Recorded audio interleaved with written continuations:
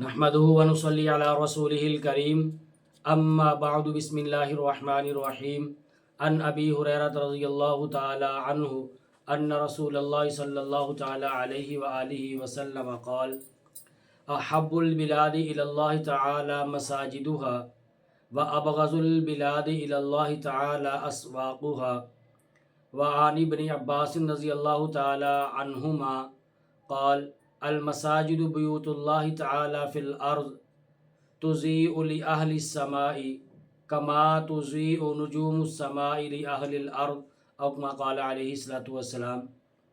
انتہائی واجب الاحترام سامعین گرامی،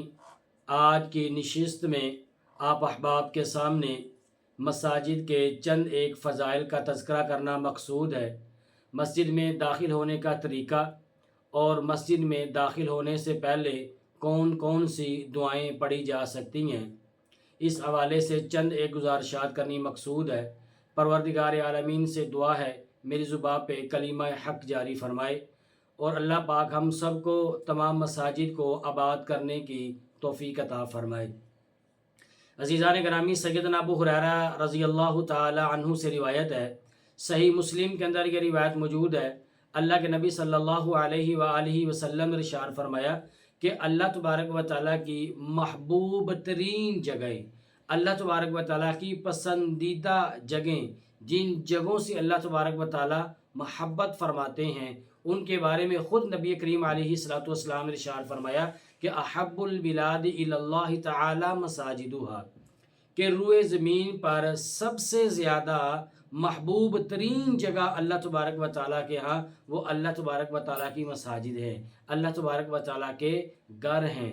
اور دوسرا آپ نے ارشاد فرمایا وَأَبْغَضُ الْبِلَادِ إِلَى اللَّهِ تَعَالَى أَسْوَاقُهَا، اور روئے زمین کے اوپر مبغوض ترین جو ہیں چیزیں وہ اللہ تبارک و تعالیٰ کے ہاں وہ بازار ہیں، اللہ یہ کہ وہ بازار کہ جن بازاروں میں شریعت کے مطابق تجارت ہو رہی ہو، وہ بازار اللہ تبارک و تعالیٰ کے ہاں مبغوض نہیں ہیں۔ باقی بازار جیسے عام طور پر ہمارے ہاں کئی قسم کی اس کے اندر خرافات پائی جاتی ہیں، یہ ساری کے ساری خرافات یہ اللہ تبارک و تعالیٰ کے ہاں جو ہے وہ ناپسندیدہ ہیں۔ بصورت دیگر اگر اس میں شریعت کے مطابق سنت کے مطابق اگر تجارت چل رہی ہے تو پھر یہ بازار بھی اللہ تبارک و تعالیٰ کے ہاں یہ محبوب بن جائیں گے۔ سیدنا عبداللہ ابن عباس رضی اللہ تعالی عنہما حدیث مبارکہ کے راوی ہیں، تو وہ فرماتے ہیں اللہ کے نبی صلی اللہ علیہ وآلہ وسلم نے ارشاد فرمایا المساجد بیوت اللہ فی الارض، کہ روئے زمین کے اوپر جو مسجدیں ہیں یہ مسجدیں اللہ تبارک و تعالیٰ کے گھر ہیں۔ تضیء لأہل السماء، فرمایا کہ آسمان والوں کے لیے یہ چمکتے ہیں، مساجد آسمان والوں کے لیے ایسے چمکتی ہیں جیسے کما تضیء نجوم السماء لأہل الارض، جیسے میرے اور آپ کے لیے ہر شخص کے لیے آسمان کو مزین کرنے والے جو ستارے ہوتے ہیں، جیسے ہمارے لیے ہم زمین پر بیٹھے کھڑے لیٹے ہوئے آسمان کی طرف دیکھتے ہیں، جیسے ستارے چمکتے ہوئے ہمیں نظر آتے ہیں، اسی طرح یہ مسجدیں آسمان والوں کے لیے یعنی فرشتوں کے لیے یہ مسجدیں اس طرح ان کو چمکتی اور دمکتی نظر آتی ہیں۔ تو اس روایت میں اللہ کے نبی علیہ الصلوۃ والسلام نے ارشاد فرمایا کہ مساجد اللہ تبارک و تعالیٰ کے گھر ہیں روئے زمین کے اوپر، یہ اللہ تبارک و تعالیٰ کے گھر ہیں۔ جیسے میں آپ ہر آدمی جو ہے وہ اپنے گھر کی حفاظت کرتا ہے، اپنے گھر کو مینٹین رکھنے کی پوری کوشش کرتا ہے۔ اگر ہمارے گھر میں ذرا سا بھی کچرا وغیرہ ہو یا ذرا سا بھی کہیں پر ریپیرنگ وغیرہ کا کام ہو تو ہم کتنی جلدی جو ہے ہم اپنے گھر کی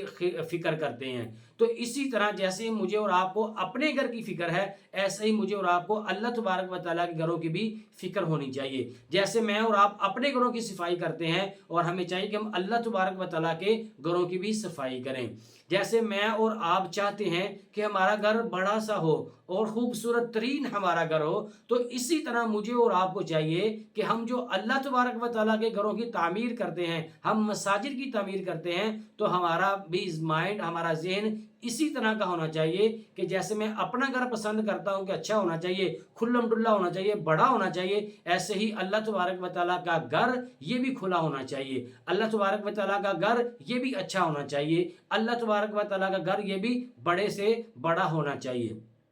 جیسے میں اور آپ اپنے گھر کی آبادی کے لیے کوشش کرتے ہیں، مجھے اور آپ کو اللہ تبارک و تعالیٰ کے گھروں یعنی مساجد کی آبادی کی کوشش کرنی چاہیے۔ اگر میں اور آپ اللہ تبارک و تعالیٰ کے گھروں کو آباد کریں گے تو اللہ کے گھروں کو آباد کرنے کی برکت سے پھر اللہ تبارک و تعالیٰ میرے اور آپ کے گھروں کو بھی آباد کریں گے۔ آج ہمارے گھروں کے اندر بربادی کس وجہ سے ہے؟ آج ہمارے گھروں سے برکت کس وجہ سے نکل چکی ہے؟ آج ہم نے اللہ تبارک و تعالیٰ کے گھر جانا چھوڑ دیا ہے، آج ہم نے اللہ تبارک و تعالیٰ کے گھروں کو برباد کیا ہے، اسی لیے آج میرے اور آپ کے گھر جو ہے وہ بے آباد پڑے ہیں۔ اگر چاہتے ہیں، یقیناً چاہتے ہیں ہمارے گھر کے اندر برکت آئے، ہمارے گھر آباد ہو جائیں، لڑائی جھگڑے دنگے فساد حسد بغض کینہ ان تمام چیزوں کا ہم اپنے معاشرے کو پاک کرنا چاہتے ہیں، اپنے گھر کو صاف کرنا چاہتے ہیں، پھر مجھے اور آپ کو اللہ تبارک و تعالیٰ کے گھروں کو آباد کرنا ہوگا۔ ہمیں اس کی ہر طرح کی ضروریات کا خیال کرنا ہوگا، جیسے ہم اپنے گھر کی ضروریات کا خیال کرتے ہیں،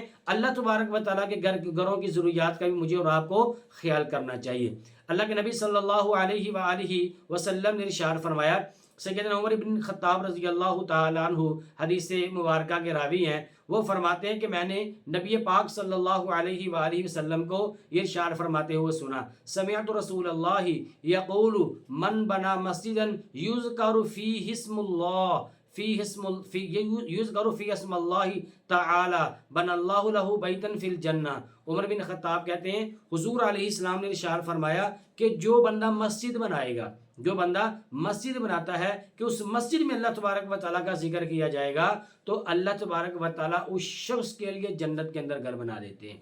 اللہ پاک اس شخص کے لیے جنت میں گھر بناتے ہیں۔ اسی طرح کی ایک روایت سیدنا عثمان بن عفان رضی اللہ تعالی عنہ سے بھی مروی ہے، وہ فرماتے ہیں کہ من بنا للہ مسجدا بنا اللہ لہ بیتا فی الجنہ، او کما قال علیہ الصلوۃ والسلام، فرمایا کہ جس شخص نے اللہ تبارک و تعالیٰ کی رضامندی کے لیے، اللہ کو راضی کرنے کے لیے، دنیاوی دکھلاوے کے لیے نہیں، کسی شخص کے لیے نہیں، خالصتاً اپنی نیت کو درست کرتے ہوئے اللہ تبارک و تعالیٰ کے لیے جس شخص نے مسجد بنائی، اللہ تبارک و تعالیٰ اس شخص کے لیے جنت کے اندر ایک عالیشان محل تیار فرمائیں گے۔ اور یہاں پر فرمایا کہ من بنا للہ مسجدن، مسجدن کے اخیر کے اندر جو تنوین ہے، یہ تنویر علماء لکھا ہے کہ یہ تنکیر کے لیے ہے کہ یہ ضروری نہیں کہ اتنی بڑی مسجد بنائی جائے، یہ ضروری نہیں ہے کہ مسجد کا سارا سامان لا کر مہیا کیا جائے، نہیں، بلکہ جس شخص نے اللہ کی رضامندی کے لیے مسجد کے لیے ایک مٹھی ریت کی وقف کر دی، ایک اینٹ بھی وقف کر دی، یا سریے کا کچھ ٹکڑا بھی اللہ تبارک و تعالیٰ کی